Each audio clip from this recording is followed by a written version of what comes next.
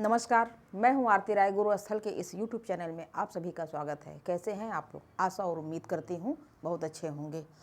आज की जो हमारी क्लास है वह उत्तर वैदिक काल की राजनीतिक स्थिति पर चर्चा होगी हमारी। यह क्लास कल ही आप लोगों के पास जाने वाली थी, लेकिन जा नहीं पाई। उसमें कुछ कमियां थी। हालांकि मैंने पूरे क्लास को पढ़ाया भी था, लेकिन नहीं जा पाई। नहीं जाने का कारण ये है कि पहली वाली क्लास तो कराया पूरा, और दूसरी क्लास कराने के लिए थोड़ा सा कैमरे बंद करके फिर दोबारा हमने चालू किया कि ये चलाती हूँ, मतलब रिकॉर्ड करती हूँ राजनीतिक स्थिति को। और उस समय क्या होता है कि ये जो आवाज़ जो रिकॉर्डिंग हो रही है ना, इसमें एक नीचे देखिए लगा हुआ है। इसको मैंने ऑफ तो उस समय हो गया था, ऑन करना भूल गई थी। तो इस आवाज़ रिकॉर्डिंग में आवाज़ नहीं जा पाई। हालांकि 1 घंटे 10 मिनट की वह वीडियो थी, और मेरी याददाश्त वाली जो गलती है कि मैं भूल गई इसको ऑन करना। हालांकि यह कैमरा मैं ही चालू की हुई थी, तो इसलिए मुझे ज़्यादा आता होता है नहीं, और कोई चालू करने वाला नहीं था, इसीलिए शायद गलती हो गई। क्योंकि पहले कोई कैमरा चालू कर देता है तो मैं रिकॉर्ड कर देती हूँ। मैंने किया और मुझे लगा कि हो गया। जब क्लास को दे दिया रात को कि अपलोड कर दीजिए, अपलोड करने के लिए गई तो एक क्लास जो पहली वाली बनाई थी जिसमें विशेषताओं की चर्चा है, वो में तो आवाज़ है, क्योंकि वो कोई दूसरा स्टार्ट किया था, और जिसको मैंने स्टार्ट करके बनाया उसमें आवाज़ नहीं थी। आवाज़ तो इस आवाज़ न जाने की वजह से जब वो डालने लगे तो देखें कि आवाज़ नहीं थी, इसलिए उसे रोक दिया गया। आज इस क्लास को मैं वापस फिर से पढ़ा रही हूँ। मुझे भी जब पता चला ना, तो मुझे अपने ऊपर ही बहुत गुस्सा है कि मुझे पता होना चाहिए। तो आज जब ये चल रही है तो उसे बाकायदे देख रही हूँ कि नहीं आवाज़ आ रही है कि नहीं आ रही है। चलिए आगे मैं क्लास स्टार्ट करती हूँ अपनी। ठीक, तो देखिए कल कुछ विशेषताओं की बात हमने की थी उत्तर वैदिक काल में। उत्तर वैदिक काल का समय जो होता है 1000 से 600 ईसा पूर्व तक होता है। ठीक, जो पूर्व वैदिक काल था उस समय का जो समाज था वह कबीलाई था।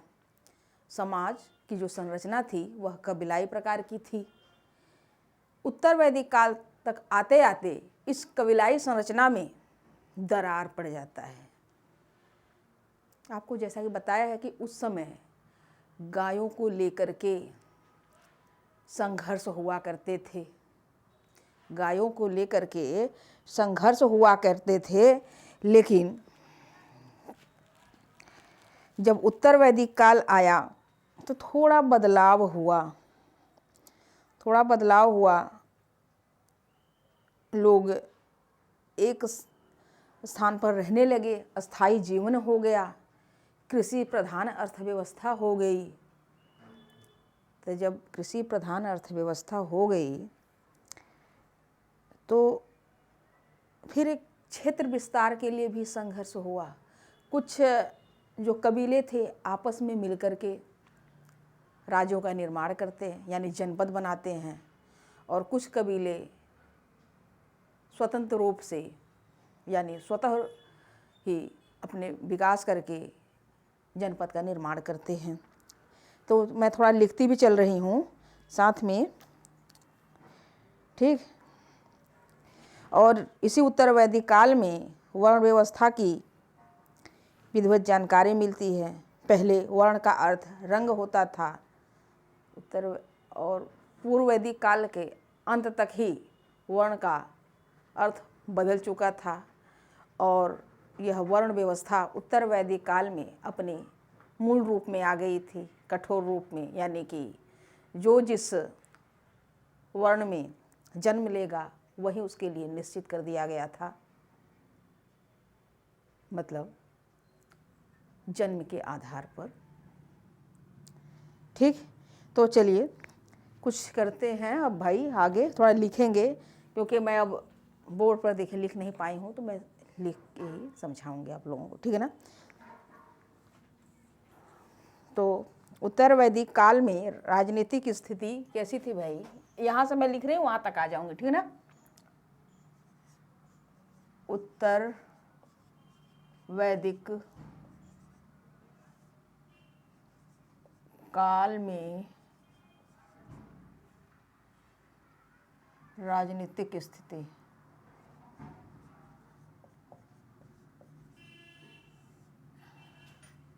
राजनीतिक स्थिति की बात करते हैं, ठीक है ना। कबीलाई व्यवस्था का क्या होता है? पतन।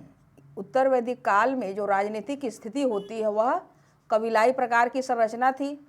कबीलाई व्यवस्था का पतन हो जाता है।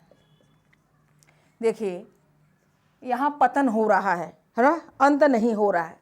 एक कबीले का पतन हो रहा है, अंत नहीं हो रहा है। अंत का मतलब होता है विनाश पूरा, और पतन का मतलब उसके स्वरूप में, उसके गुणों में, उसके विशेषताओं में ह्रास हो जाना, उसमें कमी आ जाना। तो उस समय जो कबीलाई प्रकार के समाज था, संरचना थी समाज की, उसमें दरार आ गई, संघर्ष होने लगे क्षेत्र विस्तार के लिए, तो कबीलाओं का पतन हुआ। ठीक, तो देखिए कबीलाई व्यवस्था का पतन होता है। तो जब कबीला का पतन हो गया तो क्या बना? फिर ये बनता है जनपद। जनपद, ठीक। अब जनपद किस तरीके से बनते हैं जरा देखते हैं। जो जनपद बनते हैं, इसमें जनपद के निर्माण में कुछ कबीले आपस में मिलकर या संयुक्त होकर मिलकर जनपद का निर्माण करते हैं। अब ये जो जनपद आपस में मिले वह कौन कौन से थे? जैसे की बात करते हैं, ठीक। जैसे भरत और पुरु कबीला मिला तो क्या बन गया? कुरु जनपद बना, ठीक। इसी तरीके से तुर्वस और कृवि कबीला मिला तो पांचाल बन गया, ठीक। इस तरीके से बहुत सारे कबीले आपस में मिलते हैं, संयुक्त होकर जनपद का निर्माण करते हैं। वही जनपद बाद में और क्षेत्र विस्तार करता है तो क्या बन जाता है? महाजनपद, ठीक। अब यहाँ पर दूसरे तरफ देखिए, कुछ कबीले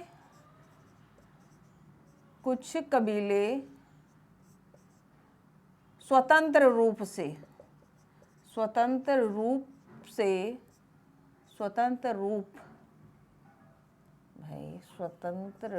से अपना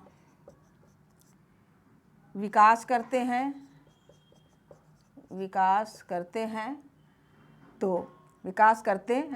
तो जनपद का निर्माण करते हैं। कुछ कबीले स्वतंत्र रूप से विकसित होकर विकसित होकर जनपद का निर्माण करते हैं, ठीक। और जो स्वतंत्र रूप से निर्माण करते हैं वह कौन से थे? काशी, कोसल,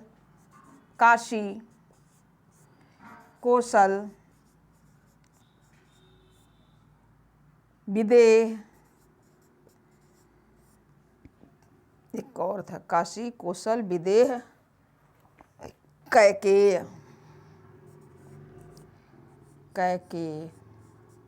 ठीक। अब इसके जरा से बात करते हैं। देखिए ये जो काशी है, काशी का एक राजा थे अजात शत्रु, ठीक। ये बिंबिसार के पुत्र अजात शत्रु की बात नहीं हो रही है, ठीक। ये काशी की बात हो रही है और यह उत्तर वैदिक काल की बात हो रही है। इस समय काशी का राजा अजात शत्रु था, अजातशत्रु। ठीक। और ये जो अजातशत्रु था यह अपने दार्शनिक ज्ञान के लिए प्रसिद्ध था। ठीक। जो बिंबिसार का जो लड़का होता है अजातशत्रु, वह किस समय था? वह 492 ईसा पूर्व से 460 ईसा पूर्व के लगभग उसका समय काल आता है। ठीक। लेकिन यहाँ पर हम 1000 से 600 ईसा पूर्व वाली बात कर रहे हैं। ठीक। 600 वो बाद में और आता है ना। तो आप लोग थोड़ा सा अजातशत्रु, यह क्या था भाई? यह एक दार्शनिक था, दार्शनिक। ठीक। अजातशत्रु। अब विदेह के भी एक राजा थे, विदेह के एक राजा थे, इनका नाम था जनक। जनक भी अपने दार्शनिक ज्ञान के लिए प्रसिद्ध थे। दार्शनिक, ये भी दार्शनिक थे भाई। और कैकेयी, ये देखिए आपके परीक्षाओं में सवाल पूछे जाते हैं। काशी का जो राजा था कौन था? अजातशत्रु था। क्यों? क्योंकि अजातशत्रु भाई 2 नाम आते हैं इतिहास में, इसलिए वह भुलवाने के लिए प्रश्न पूछता है। ठीक। और अक्सर करके विदेह बहुत सारे लोग जानते हैं, जबान पे रहता है, इसलिए विदेह का ना पूछ करके वह कैकेयी का पूछता है। कैकेयी के जो राजा थे वो थे अश्वपति। अश्वपति, यह भी दार्शनिक ज्ञान के लिए अपने प्रसिद्ध थे। कैकेयी के राजा अश्वपति भी अपने दार्शनिक ज्ञान के लिए प्रसिद्ध थे। ये लोग बहुत ही महत्वपूर्ण स्थान रखते हैं। अगर मैं इस काशी के राजा अजातशत्रु की बात करूं तो काशी के राजा अजातशत्रु ने एक ऋषि थे, कई ऋषियों को इन्होंने दार्शनिक ज्ञान की शिक्षा भी दिया था। जिस ऋषि में एक नाम आता है, उनका नाम क्या था भाई? उनका नाम देखिए, मैं अभी बता रही हूँ।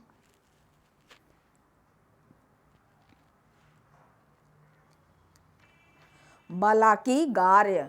बलाकीगार्य को एक ऋषि है, बलाकीगार्य को इस अजातशत्रु ने दार्शनिक ज्ञान की शिक्षा दी थी।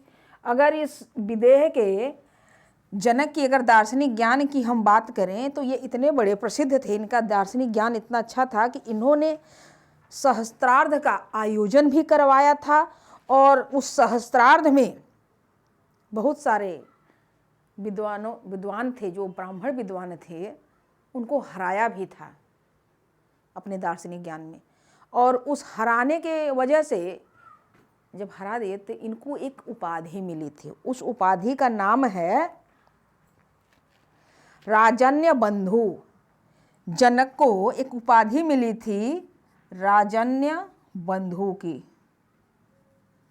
राजन्य बंधु। ठीक।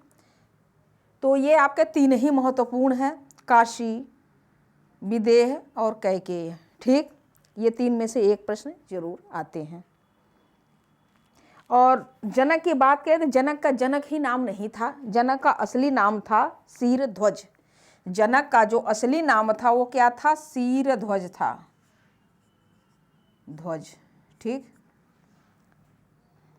अब आगे बढ़ते हैं।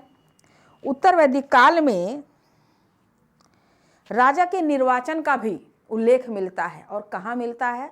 अथर्ववेद में। अथर्ववेद में यह उल्लेख मिलता है कि उत्तर वैदिक काल में राजा का निर्वाचन होता है, निर्वाचन का साक्ष्य मिलता है। सामान्यतः उत्तर वैदिक काल में भी राजतंत्रात्मक व्यवस्था ही थी।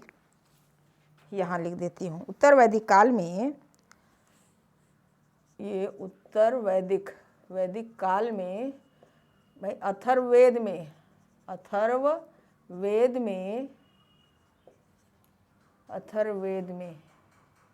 राजा के अपवाद, अच्छा ये जो आता है ना, यह अपवाद स्वरूप है। अपवाद स्वरूप राजा के निर्वाचन का साक्ष्य मिलता है। सामान्यतः उत्तर वैदिक काल में भी सामान्यतः उत्तर वैदिक काल में भी राजतंत्रात्मक व्यवस्था ही थी। राजतंत्रात्मक व्यवस्था ही थी। ठीक। ऐतरेय ब्राह्मण में राजा के उत्पत्ति संबंधी सिद्धांत का पता चलता है। ऐतरेय ब्राह्मण में ऐतरेय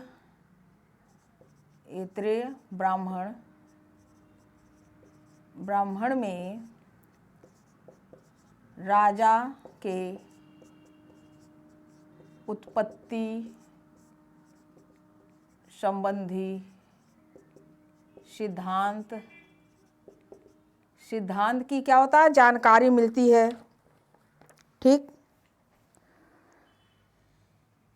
यही पहली बार उत्तर वैदिक काल में ही पहली बार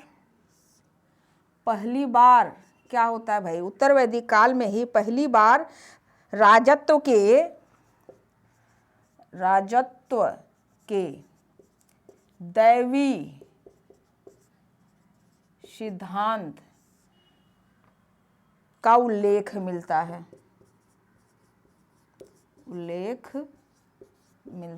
है। फिर से सुन लीजिए कि उत्तर वैदिक काल में अथर्ववेद में अपवाद स्वरूप राजा के निर्वाचन का साक्ष्य मिलता है और सामान्यतः उत्तर वैदिक काल में राजतंत्रात्मक व्यवस्था ही थी। और ऐतरेय ब्राह्मण में राजा के उत्पत्ति संबंधी सिद्धांत की जानकारी मिलती है। वहीं पहली बार उत्तर वैदिक काल में ही राजत्व के दैवी सिद्धांत का उल्लेख मिलता है। अब ये कैसे, जब राजा का, अब ये दैवी सिद्धांत का उल्लेख कैसे होता है, राजसूय यज्ञ होता है, राजसूय यज्ञ। और ये राजसूय यज्ञ कब होता है, राजा के अभिषेक के समय, राजाभिषेक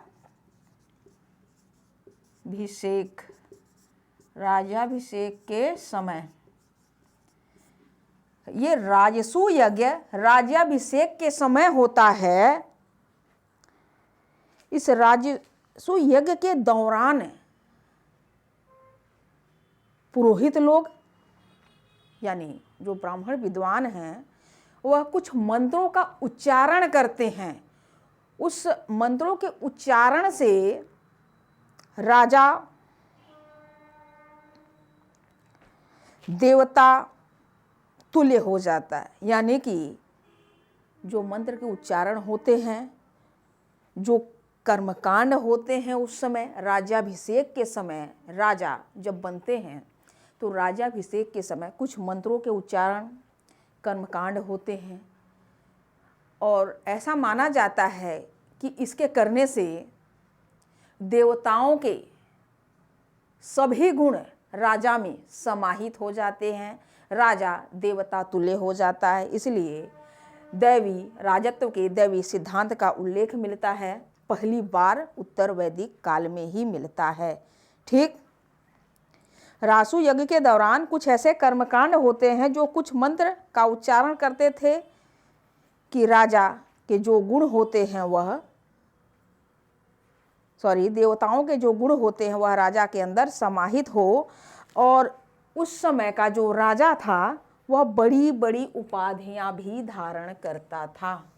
राजा बड़ी बड़ी उपाधियां धारण करता था। पूर्व का राजा कुछ और उपाधि, पश्चिम का कुछ और, दक्षिण का कुछ और, इस तरीके से राजा अपनी अपनी उपाधियां अलग अलग लगाया करते थे।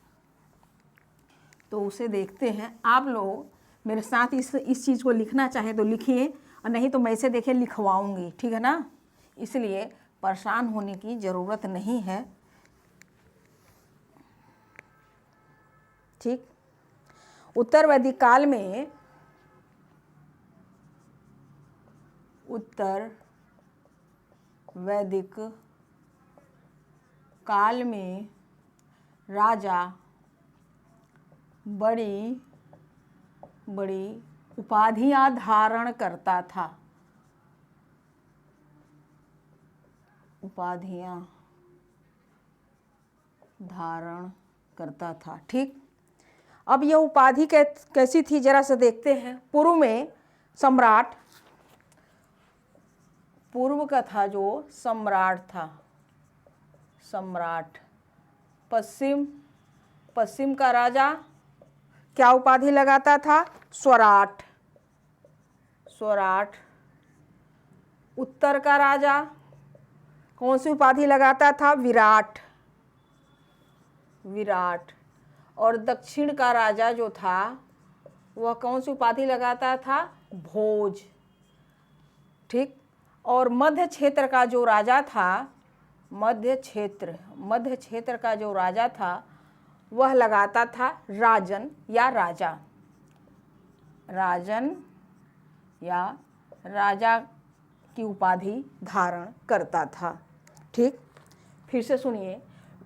उत्तर वैदिक काल में राजा बड़ी बड़ी उपाधियां धारण करता था। पूर्व का जो राजा था वह सम्राट की उपाधि धारण करता था।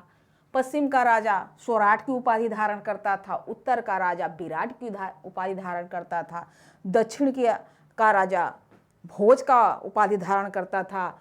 मध्य क्षेत्र का जो राजा है वह राजन या राजा कहलाता था।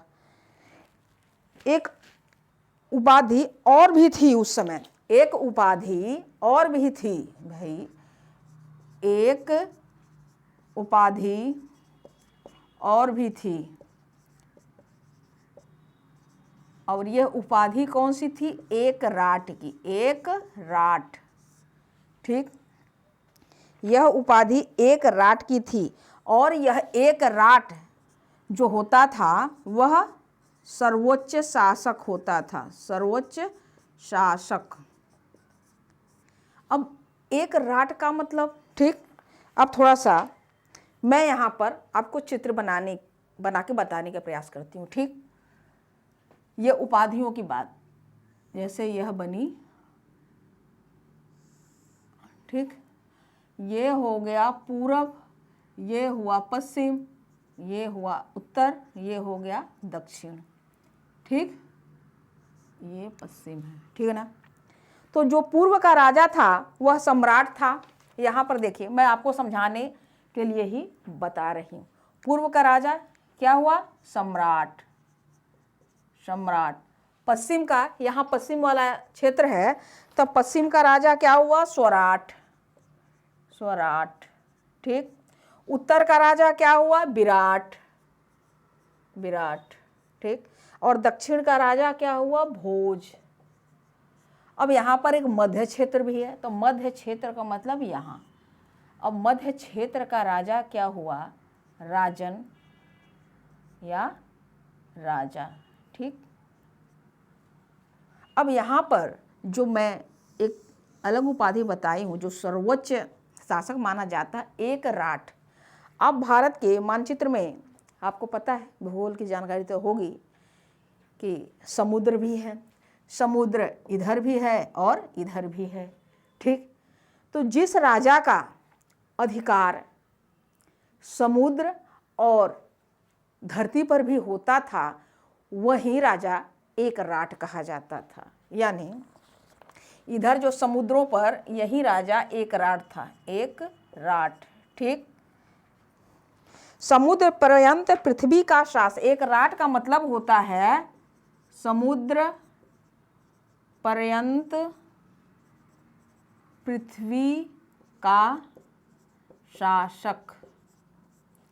एक राट का अर्थ हुआ समुद्र पर्यंत पृथ्वी का शासक। और यह किसके अनुसार है? ऐतरेय ब्राह्मण। इसका जो साक्ष्य प्रस्तुत करता है वह ऐतरेय, ऐतरेय ब्राह्मण। ठीक, क्या ऐसे समझ में आया आप लोगों को? उम्मीद करती हूँ यह बात समझ में आ गई होगी। राजा के शक्ति एवं प्रतिष्ठा में वृद्धि हेतु कुछ अनुष्ठान भी कराए जाते थे उस समय। राजा का समाज में आम जनता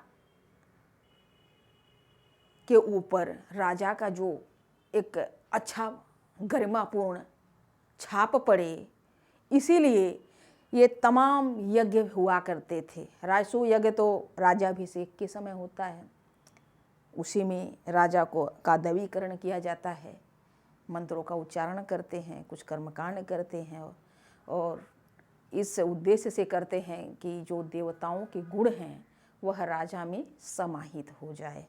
ठीक। अश्वमेघ यज्ञ भी किया जाता था और यह अश्वमेघ यज्ञ क्षेत्र विस्तार के लिए किया जाता था। विस्तृत क्षेत्र पर अधिकार दिलाने हेतु अश्वमेघ यज्ञ किया जाता था। और वाजपेय यज्ञ राजा को अपने अन्य जनों से श्रेष्ठ दिखाने के लिए वाजपेय यज्ञ होता था। इसमें रथ दौड़ होता था, घुड़दौड़ होता था और राजा को बाकी लोगों से सबसे आगे दिखाया जाता था। भाई आम जनता के ऊपर तो छाप पड़नी है ना राजा की, राजा श्रेष्ठ है कैसे। तो जब दौड़ होती थी तो वो अपने आप ही कुछ लोग पीछे थोड़े रहते थे और राजा शान से आगे दौड़ता था।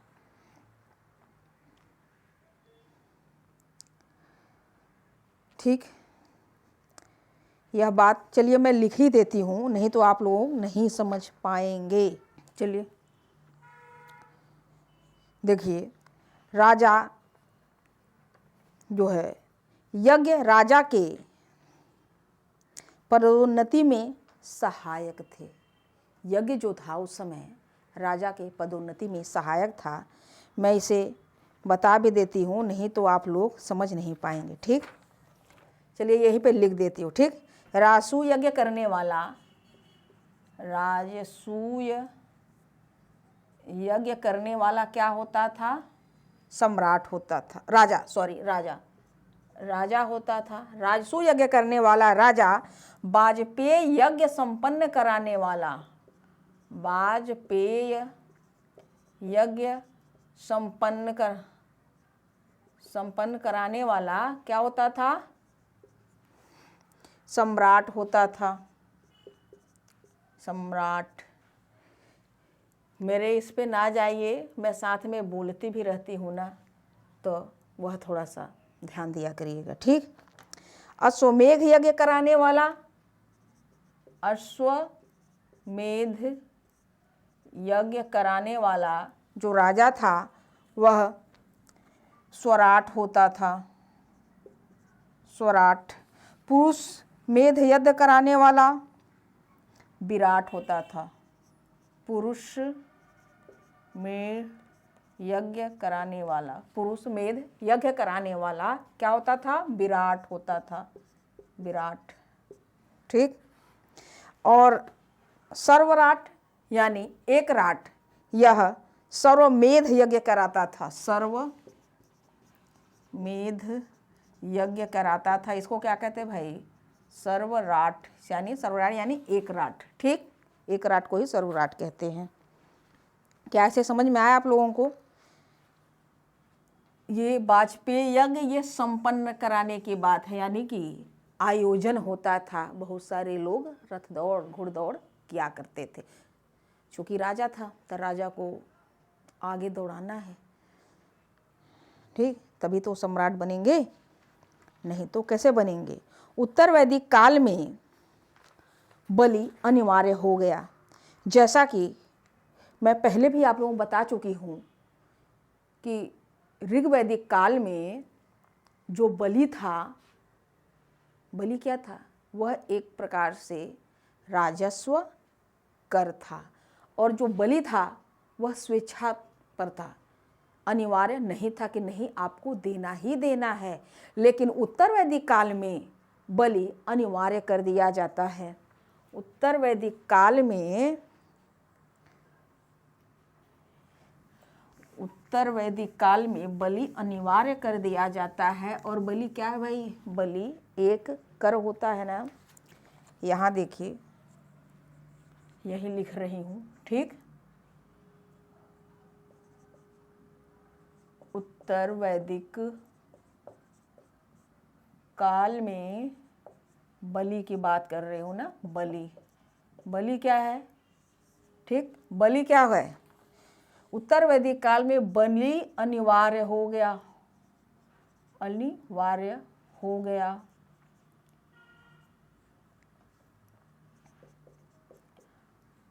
अब ये बलि है क्या? बलि तो एक कर है, कर।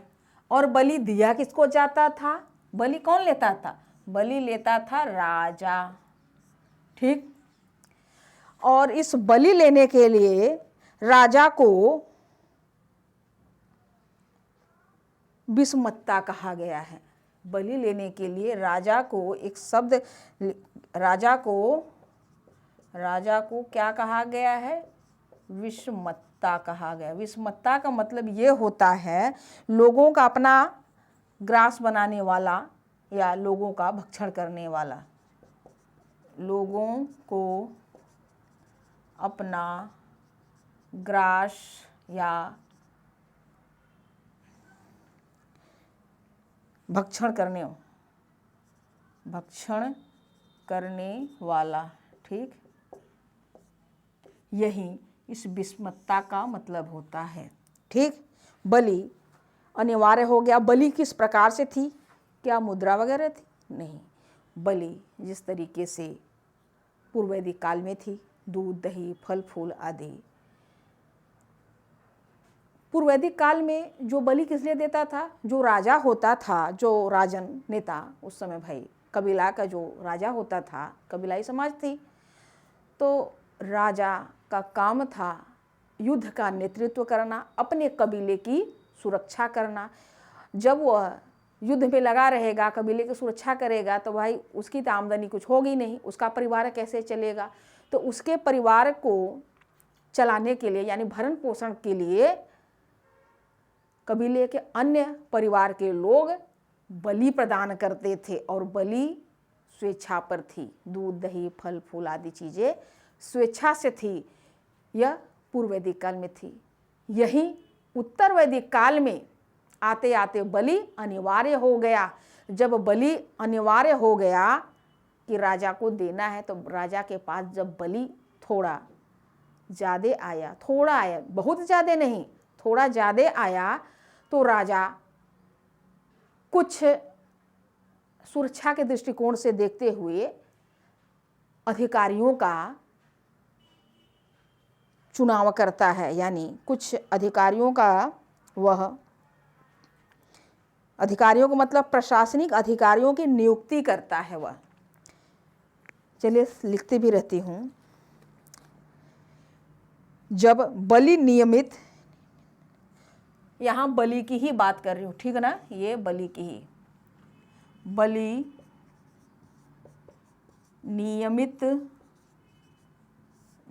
से राजा, जब बलि नियमित हो गया तो राजा प्रशासनिक पदों पर, प्रशासनिक पदों पर कुछ अधिकारियों की नियुक्ति कर सकता था। कुछ अधिकारियों की नियुक्ति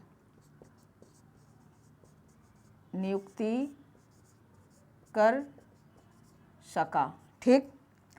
बलि जब राजा के पास आई तो राजा ने कुछ प्रशासनिक अधिकारियों को नियुक्ति किया था उस समय। और जो अधिकारी थे, यह जो पदाधिकारी थे उस समय, इनको रत्निन कहा जाता था। ये जो प्रशासनिक अधिकारी हैं, इनको क्या कहा जाता था? प्रशासनिक अधिकारी को रत्निन कहा जाता था, रत्निन, ठीक। इन प्रशासनिक अधिकारी थे, रत्निन कहा जाता था। शतपथ ब्राह्मण एवं तैत्तिरीय संहिता में 12 रत्निनों का उल्लेख है। तो तैतृय संहिता तो हो सकता नहीं पूछेगा, लेकिन शतपथ ब्राह्मण याद रखिएगा, ठीक। शतपथ ब्राह्मण की ही चर्चा आएगी। यहीं पर मैं लिखती हूँ, शतपथ ब्राह्मण में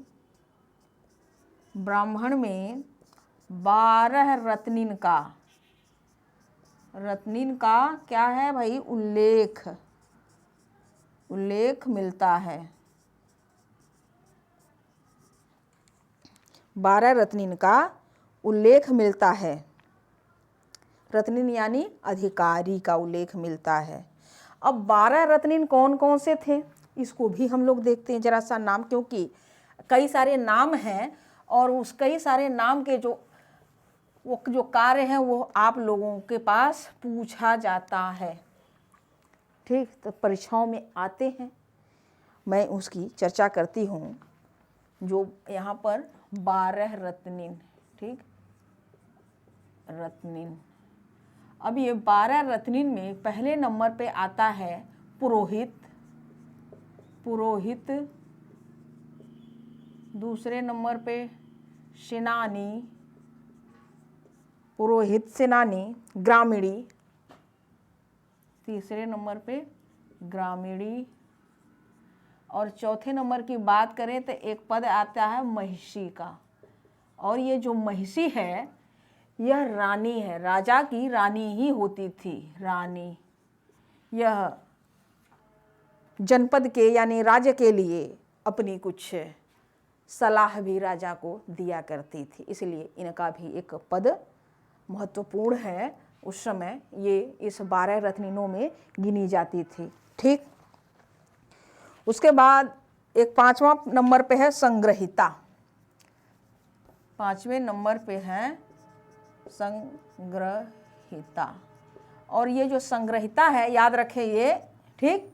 संग्रहिता को कोषाध्यक्ष कहा जाता है, यह कोषाध्यक्ष था, कोषाध्यक्ष। संग्रहिता कोषाध्यक्ष था। बाकी ये पुरोहित आप लोग जानते हैं, सेनानी जानते हैं आप लोग अच्छी तरीके से, ग्रामीणी भी जानते हैं, महिषी का मतलब बता दिया, रानी थी। और एक 6ठे नंबर पे जो रत्निन था, छत्ता नाम था उसका, छत्ता।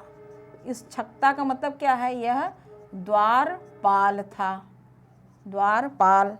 7वें नंबर की जो बात करेंगे ये था रत्निन सूत। सूत का मतलब रथकार, ठीक, रथकार। यह रथ सेना का प्रमुख भी था, यह रथ सेना का प्रमुख भी था, ठीक। देखिए यहाँ पर थोड़ा सा कुछ बातें और आ गई। आपको पता है कि यहाँ पर शूद्र वाली बात देखने को मिलती है। उत्तर वैदिक काल में शूद्रों को उपनयन संस्कार नहीं, शूद्रों का उपनयन संस्कार नहीं होता था, अर्थात कि जनेऊ वाली बात नहीं थी, जनेऊ धारण नहीं करते थे। लेकिन ये जो सूत्र है, सूत, इस सूत का स्थान ऊंचा था शूद्रों से, और यह सूत जनेऊ धारण करता था। 8वें नंबर पे एक आता है भाग दूध। भाग दूध याद रखिए। यहाँ से जो 5वें नंबर से जो चलेंगे वह जरूर याद रखना है, बाकी क्या भूल जाइएगा, ठीक। भाग दूध का मतलब क्या है, कर संग्रह करने वाला, कर संग्रह करने वाला। कर संग्रह करने वाला का मतलब हुआ राजस्व वसूली। राजस्व वसूली भी शब्द आएगा, राजस्व वसूली भी आ सकता है। जो राजस्व वसूली करता था वही भाग दूध होता था, ठीक। ये भी आपके आने के संभावना होते, आते भी हैं कई जगह, ठीक। एक होता है अच्छवाप। 9वें नंबर पे रत्निन आता है अच्छवाप, ठीक, अच्छवाप। यह अच्छवाप है, अच्छवाप रत्नी जो अधिकारी है, आय व्यय का ब्यौरा रखता था, आय व्यय का आय व्यय का ब्यौरा रखता था। समझ रहे हैं ना आप लोग। और यही अक्षवाप भी राजा के साथ जुआ या पासा खेलता था। राजा के साथ अक्षवाप भी जुआ या पासा खेलता था। देखिए मैं आराम से ही चल रही हूँ, क्योंकि पहले ही हमने बता दिया था कि थोड़ी भाई मैं बाहर गई हुई थी, तो थोड़ा सा एक थकान सा है ना। आप लोगों को इस तरीके से मैं पढ़ा रही हूँ कि आप लोग ज़्यादा समझ में आए। ऐसे तो लिख दूंगी, क्योंकि समझना बहुत ज़रूरी है। चलिए, एक 10वें नंबर पे आता है। 10वें नंबर का जो अधिकारी है उसका नाम है गोविकर्तन। 10वें नंबर का जो अधिकारी है उसका नाम है गोविकर्तन, और यह राजा के साथ शिकार पर जाता था। शिकार पर, राजा के साथ शिकार पर जाता था। शिकार पर जाने वाला, ठीक, राजा के साथ शिकार पर जाने वाला गोविकर्तन है। 11वें नंबर की बात करें तो 11वें नंबर पे पलागल नाम का अधिकारी था। यह दूत था, दूत, और यह राजा का पालकी भी ढोने का कार्य करता था। पालकी ढोने वाला, ठीक। अब बचा 12वें नंबर है। अब 12वें नंबर के लिए मैं खुद संदेह में हूँ। ये 1 से 11 नंबर तक की बात सही है। 12वें नंबर में देखिए 3 शब्द आते हैं, थोड़े से आप समझिए, जिस पर वैसे 12 ही संख्या गया कि रत्नीन कितने थे, 12 थे। और जिसमें आपका ये संग्रहिता पूछ सकता है, हो सकता है छत्ता द्वारपाल के लिए पूछे। रथ सूत का मतलब रथकार होता है, ये आसान होता है। ये भाग दुग्ध भी पूछ सकता है। और ये अक्षवाप, गोविकर्तन, पलागल, यह यहाँ से यहाँ तक 5 से 11 तक की बातें आप जरूर याद रखिएगा, ठीक। अब हम कुछ शब्द लिखते हैं, जरा सा देखिए। 12वें नंबर की हम बात करते हैं, ठीक। इस 12वें नंबर में 2-3 शब्द मिलते। एक तो राजन्य शब्द आता है, राजन्य। अब राजन्य का मतलब तो खुद राजा ही हुआ, या राजा के कुछ प्रमुख जो सेनापति टाइप के लोग रहे होंगे वो हो सकते हैं। दूसरा नाम आता है परिवृत्ति,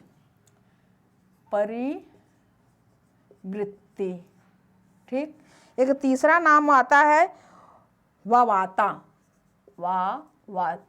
मैं मतलब समझा रही हूँ आपको, ठीक। तो आप इसे हटाइए, ठीक। अब इस पर हम चर्चा करते हैं। ये जो परिवृत्ति है, यह परिवृत्ति राजा की एक रानी ही होती थी। राजा की यह भी रानी ही होती थी, और ये ऐसी रानी थी जो उपेक्षित रानी थे। यानी हो सकता है कि भाई राजा और रानी में एक प्रेम संबंध ना रहा हो, कुछ विवाद हो गया हो, खटास हो गया, तो एक उपेक्षित रानी थी। यह रानी भले ही उपेक्षित हो, लेकिन जब भी धार्मिक कार्य होता था तो यह राजा के साथ भी सम्मिलित होती थी, ठीक। यह धार्मिक कार्यों में भाग लिया करती थी, परिवृत्ति वाली रानी जो परिवृत्ति। और ये है, अब ये वावाता जो है, यह भी राजा की रानी ही है। और यह रानी कैसी है? यह रानी प्रिय रानी है भाई। वावाता जो है प्रिय रानी है। इनका नाम प्रिय रानी में भाई बहुत सारे राजा लोग रानियां रखते थे, ना जाने कैसे रखते थे, है ना। तभी तो इतने सारे गृह युद्ध ही हो जाते थे भाई, उत्तराधिकार की लड़ाई होती थी। पता चले भाई हमारे यहाँ एक प्रधान जो है व्यवस्था थी समाज में कि ज्येष्ठ पुत्र ही राजा बनेगा। पता चले कि जो मुख्य रानी पटरानी थी उसको पहला पुत्र नहीं हुआ, और जो बाद वाली जो रानियाँ थीं उनको पहले पुत्र होता है, तब पुत्र के हिसाब से देखा जाए तो दूसरी रानियों के जो पुत्र होते हैं उनको राजा बनना चाहिए। तो उसमें भी हो जाता है कि तुम्हारा दूसरा है ये वो। तो इस तरीके से तमाम गृह युद्ध अपने छिड़े रहते थे, कलह मचे थे। और अब चलिए इसकी चर्चा नहीं करेंगे ज़्यादा, ये सब बेकार चीज़ें हैं, है ना। अब आगे बढ़ते हैं।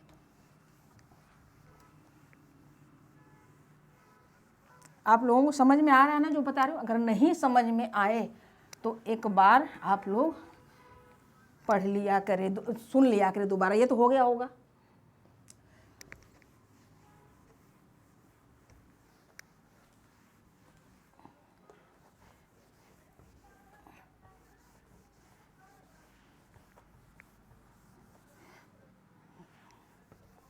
साफ तो हो नहीं रहा है। चलिए आगे बढ़ते हैं। देखिए, राजा जो भी था उस समय तक राजा इस उत्तर वैदिक का बलि तो मिल रहा था। राजा रत्निनों का नियुक्ति भी राजा ने किया। रत्निन जो अधिकारी पद पर राजा ने नियुक्ति भी कर दिया। फिर भी राजा निरंकुश नहीं हो पाया था, यानी अपने मन से राज्य के लिए, जनपद के लिए कोई कार्य नहीं कर सकता था। क्यों नहीं कर सकता था? क्योंकि राजा के ऊपर इन रत्निनों का दबाव भी था। इन संस्थाओं का, जो संस्था आपने देखा होगा कि पूर्व वैदिक काल में हमने बताया कि जब राजा का चुनाव वंशानुगत नहीं था, राजा का निर्वाचन होता था, ठीक।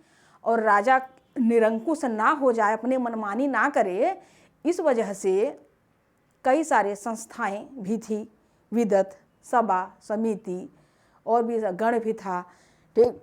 तो ये सब राजा के ऊपर अंकुश लगाने का कार्य करते थे।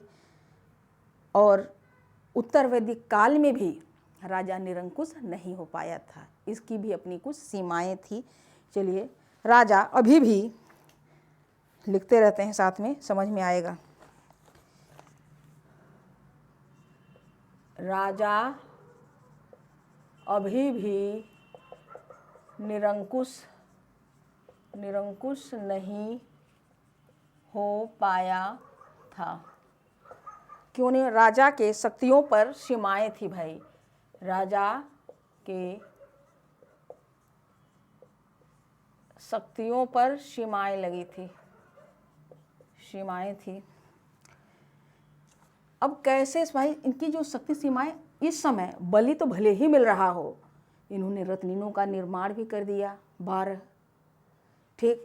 लेकिन जितना भी बलि मिलता था वह पर्याप्त नहीं था, बलि कम था। बलि जो था वह कम था, ठीक। बलि उस समय कम थी। राजा के ऊपर लोक संस्थाओं का दबाव भी था।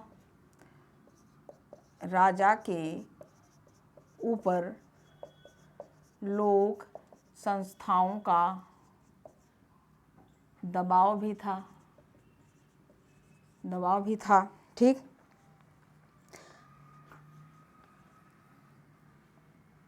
राजा के ऊपर लोक संस्थाओं का दबाव था। राजा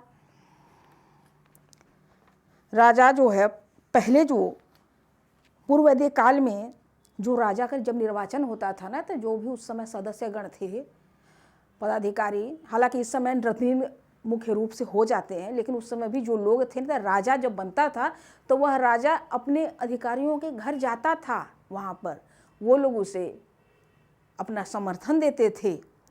और इस उत्तर वैदिक काल में भी राजा निरंकुश नहीं हो पाया था। इनकी अपनी सीमा, इस पर भी कुछ लोगों के अंकुश लगा हुआ था, सीमाएं थी, बलि कम था, राजा के ऊपर इन संस्थाओं का दबाव था। और राजा अपने अधिकारियों के घर जाता था। राजा अभी भी, उस समय भी राजा अधिकारी के घर जाता था। कब? ऋग्वैदिक काल में। और इस उत्तर वैदिक काल में भी राजा अभी भी अपने अधिकारियों के घर जाता था। क्यों जाता था? समर्थन प्राप्त करने के लिए। भाई कि हम राजा हैं और हमें आप अपना समर्थन दीजिएगा। आज भी तो लोग भाई यहाँ राजा रहता है तब भी समर्थन लेने के लिए जाता है कि आप मेरे साथ काम करिए, बनी रहिए। अब आजकल के जो राजा बनते हैं भाई, नेता मंत्री जो भी, क्या करते हैं? ये शुरुआत में जाते हैं ना, गिफ्ट वगैरह देते हैं, फिर चुनाव जीत जाते हैं। तो उस समय बाद में तो आज के दौर में नहीं होता है कि बाद में राजा जाए किसी प्रजा के घर, यानी जो भी नेता लोग होते हैं। हाँ, एक काम जरूर होता है कि जब भी, चाहे वह राज्यसभा हो चाहे लोकसभा जो भी हो, तो आप देखते हैं कि जब विधायक या सांसद अपना अपना समर्थन वापस ले लेते हैं, अधिक संख्या में ले लिए, तो क्या होता है? सरकार गिर जाती है। बस इसी तरीके से कि इनकी सरकार राजा की गिरे ना, इसलिए राजा अपने रत्निनों के घर जाता था, अपने पदाधिकारियों के घर जाता था। और जब समर्थन प्राप्त करने के लिए राजा कहाँ जाता था? घर जाता था। इनको घर जाने पर कुछ उपहार भी देता था। उपहार भेंट करता था रत्निनों को। उपहार किसे भेंट करता था? रत्निन को। ठीक। अब इस उपहार को देने के लिए, ये जो उपहार है, राजा उन्हें उपहार भेंट करता था। राजा ही उपहार भेंट करता था। किसे? रत्निन को। और इस जो रत्निन को जो उपहार भेंट करता था, इस उपहार को रत्न बलि नाम से जानते हैं। रत्न बलि, इस उपहार को रत्न बलि कहा जाता है। यह प्रश्न जरूर आ सकता है कि बलि क्या है? आप जानेंगे, यह एक राजस्व कर है। अगर रत्न बलि पूछ दे कि रत्न बलि क्या है, तो आप क्या बताएंगे? रत्न बलि रत्निनों को दिया जाने वाला उपहार होता है, वही रत्न बलि है। ठीक। अब क्यों देते हैं?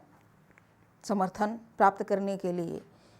यानी कि राजा अभी भी व्यवस्था अपने प्रशासनिक अधिकारियों से समर्थन प्राप्त करने के लिए रत्न बलि देता था। राजा बड़े बड़े यज्ञ करता था उस समय। राजा बड़े बड़े यज्ञ भी तो करता था। यज्ञ राजतंत्र के लिए होता था। अब ये जो यज्ञ होता था भाई, राजा की गरिमा बढ़ाने के लिए होता था। रासु यज्ञ राजाभिषेक के समय होता था। और अश्वमेघ यज्ञ कब होता था? क्षेत्र विस्तार के लिए। वाजपेयी यज्ञ घुड़दौड़ होती थी।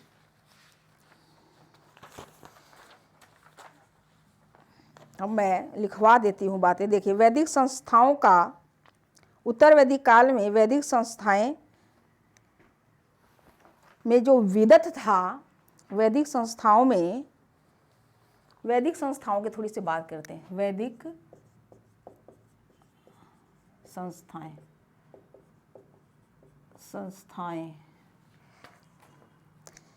उत्तर वैदिक काल में, ये जो वैदिक संस्थाएं हैं उत्तर वैदिक काल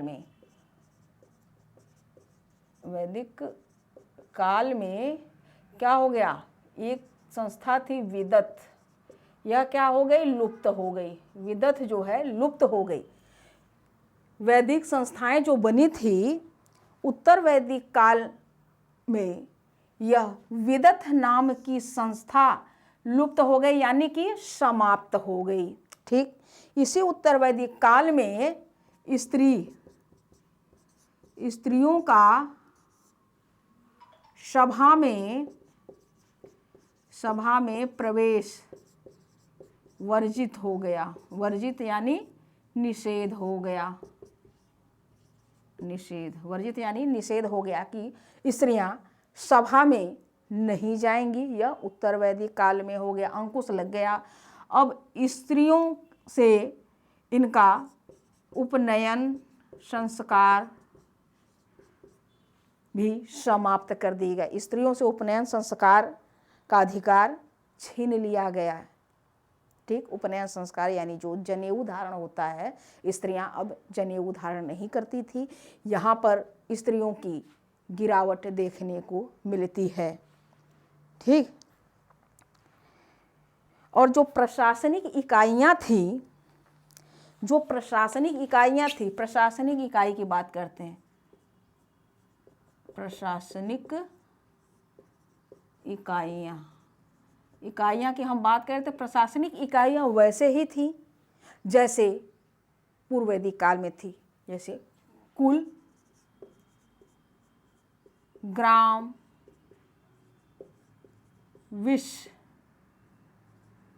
जन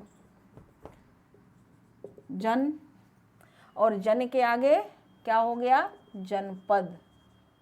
अब इसी जनपद में को राष्ट्र भी कहते हैं, राष्ट्र, ठीक। राष्ट्र आ गया यानी राज्य आ गया। और राष्ट्र राजा के हाथ में होता था। यह एक लाइन है अथर्ववेद में एक बात कही गई है कि राष्ट्र राजा के हाथ में होता था, ठीक। इसी समय से सत्ता जनजातीय ना होकर, इसी समय से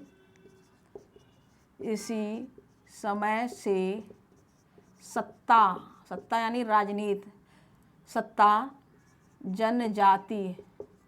जनजातीय न होकर इसी समय से सत्ता जनजातीय न होकर क्या हो गया, प्रादेशिक हो गया, प्रादेशिक हो गया, ठीक। ये जनजाति का मतलब क्या है, जनजाति, ये पहले भी बताई हूँ कि जन क्या था, जन ही तो कबीला था, ठीक। कबीलाई संरचना में दरार पड़ती है, कबीले टूट जाते हैं और आपस में मिलकर जनपदों का निर्माण करते हैं। तो कबीलाई जो संरचना थी उसी को जनजाति यहाँ पे कहा गया है। सत्ता मतलब राजनीति। इसी समय से यानी उत्तर वैदिक काल में ही सत्ता जनजातीय ना होकर प्रादेशिक हो गई भाई, प्रदेश बना यानी जनपद वाली, जनपद या राज्य बना, ठीक। अब इसके बाद मैं इन सब बातों को लिखवा दे रही हूँ। अब आप लोग लिख लीजिए, मैं बोल रही हूँ, लिख लीजिए। वीडियो हो सकता है लंबी बन गई होगी, जितने भी मिनट का होगा भाई। कल वैसे भी मैंने इस चीज़ों को पढ़ाया और इसे दोबारा पढ़ा रही हूँ आज। और कल की जो वीडियो बनी थी उसमें तो आवाज़ नहीं थी ना, इसलिए वो वीडियो बेकार हो गई। बहुत अफसोस हुआ था उस समय मुझे जब पता चला कि वीडियो नहीं अपलोड हुई। हमने पूछा क्यों नहीं हुई, तो आवाज़ नहीं थी। बहुत गुस्सा आई अपने ऊपर। चलिए अच्छा है, अब लिख लेते हैं हम लोग। आप लिखने के लिए तैयार रहिए। हेडलाइन डाल दीजिए, उत्तर वैदिक काल की राजनीतिक स्थिति।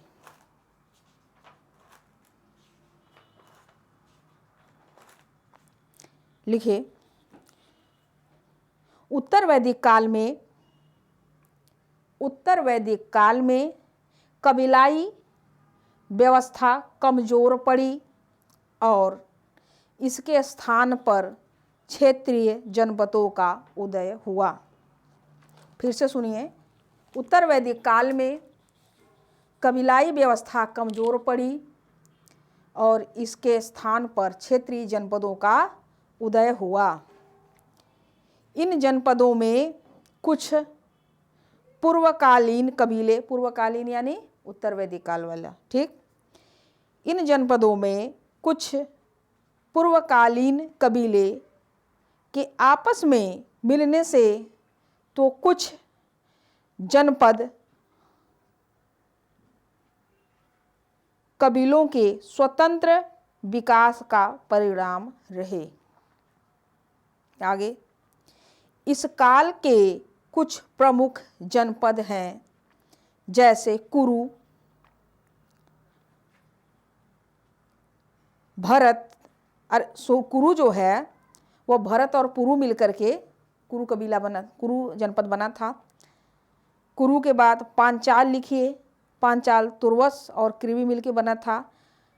काशी, कौशल, विदेह कैके ये स्वतंत्र रूप से अपना विकास किए थे। ठीक, फिर से सुनिए, इस काल में कुछ प्रमुख जनपद हैं कुरु, पांचाल, काशी, कौशल, विदेह, कैके आदि।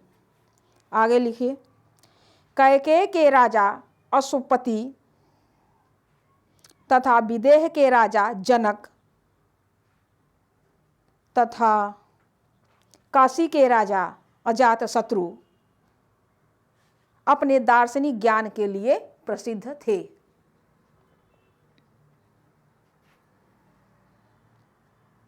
आगे लाइन लिखिए, अथर्ववेद में राजा के निर्वाचन का साक्ष्य मिलता है। इसके बावजूद इस काल में राजतंत्रात्मक व्यवस्था का ही प्रचलन था। आगे, ऐतरेय ब्राह्मण में राजत्व ऑब्लिक राजा की उत्पत्ति संबंधी सिद्धांत का उल्लेख मिलता है।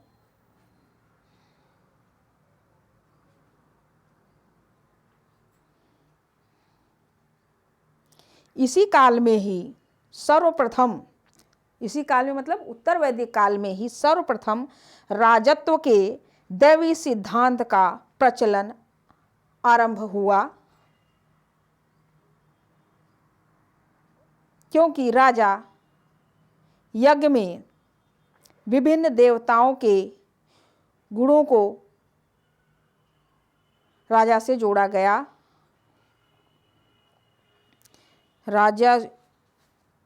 राजसु यज्ञ जो है वह कब होता था भाई? राज्याभिषेक के समय होता था, यह जरूर याद रखिए। राजा उत्तर वैदिक काल में, आगे उत्तर वैदिक काल में राजा बड़ी बड़ी उपाधियां धारण करते थे, जैसे पूर्व का राजा सम्राट, पश्चिम का राजा स्वराट, उत्तर का राजा विराट, दक्षिण का राजा भोज, जबकि मध्य क्षेत्र का राजा राजन या राजा कहलाता था। एक लाइन और लिखिए, समुद्र पर्यंत पृथ्वी पर शासन करने वाला एक राट कहलाता था और यह सर्वोच्च शासक माना जाता था। आगे की लाइन, इस काल में बलि नियमित एवं अनिवार्य होने से जनपद मजबूत हुआ और राजा के अधिकारों में वृद्धि हुई।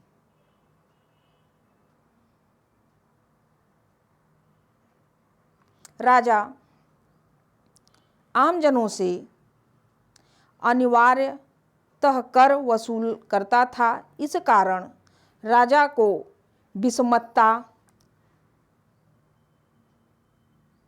ऐतरेय ब्राह्मण में कहा गया। आगे की लाइन, कर के नियमित होने से राजा द्वारा प्रशासनिक अधिकारियों की नियुक्ति संभव हुई, जिन्हें रत्निन कहा जाता था। शतपथ ब्राह्मण में ऐसे 12 रत्निनों का उल्लेख मिलता है, जिनमें कुछ प्रमुख हैं। ये प्रमुख रत्निनों की लिखवा दे रही हूँ, ठीक। पुरोहित, सेनानी, ग्रामणी, महिषी, रानी लिख लीजिएगा, सूत रथकार या सारथी, पलागल, दूत, अच्छवाप जो था वह क्या था? आय व्यय का ब्यौरा रखने वाला, राजा के साथ पासा खेलने, जुआ खेलने वाला। गोविकर्तन, गोविकर्तन राजा के साथ शिकार पर जाने वाला। भाग दूध, कर की वसूली करने वाला या कर संग्रह करने वाला। ठीक। संग्रहिता, संग्रहिता क्या था? कोषाध्यक्ष, संग्रहिता आदि। ठीक। आगे लिखिए। राजसूय यज्ञ के दौरान राजा प्रशासनिक अधिकारी के घर उनके समर्थन प्राप्त करने की आशा के साथ जाता था और उन्हें कुछ उपहार भेंट करता था जिसे रत्न बलि कहते थे। क्योंकि वो अधिकारी रत्निन की श्रेणी में थे, इसलिए जो उनको उपहार दिया गया रत्न बलि था। आगे लिखिए। इस काल में राजा बड़े बड़े यज्ञ करता था ताकि, इस काल में राजा बड़े बड़े यज्ञ करता था ताकि आम जनता पर राजा की शक्ति तथा उसके महत्व का प्रदर्शन किया जा सके। इन यज्ञों में राजसूय यज्ञ, अश्वमेघ यज्ञ, राजसूय यज्ञ राज्याभिषेक के समय, अश्वमेघ यज्ञ क्षेत्र विस्तार के लिए, वाजपेय यज्ञ रथ दौड़ तथा पुरुष मेध यज्ञ राजा की शक्ति में वृद्धि के लिए। पुरुष मेघ यज्ञ प्रमुख थे। जिन यज्ञों की नाम लिखवा दिए हैं वही प्रमुख है। ठीक। राजसूय, अश्वमेघ, वाजपेय और पुरुष मेध यज्ञ।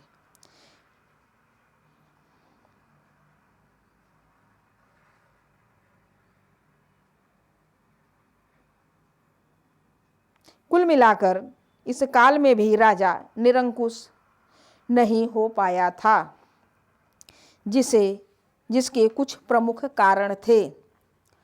कर संसाधन का सीमित होना, यानी कर कम था ना, कर संसाधन का सीमित होना, नियमित सैन्य व्यवस्था का अभाव, नियमित सैन्य व्यवस्था का अभाव, थोड़ा बहुत लोक संस्थाओं का दबाव, रत्निनियों का सहयोग प्राप्त करने की व्यवस्था आदि। यह अब खत्म हुआ।